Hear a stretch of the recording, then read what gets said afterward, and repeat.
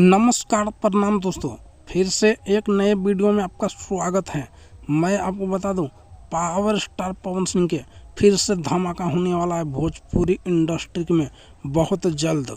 हर हर गंगे का सॉन्ग है, तो इस वीडियो में मैं आपको बताऊंगा कि कौन सा गाना है और कब आएगा। इस वीडियो में मैं आपको क्लियर करने वाला हूं, तो आप लोग वीडियो को स्किप मत कीजिएगा, नहीं तो आप लोगों को पता नहीं चल पाएगा कि कौन सा वीडियो आ रहा है। तो चलिए वीडियो स्टार्ट करते हैं। बात करते हैं पावर स्टार पवन सिंह का, कि पावर स्टार पवन सिंह के सॉन्ग आप सबके बीच में बहुत जल्द आ रहा है।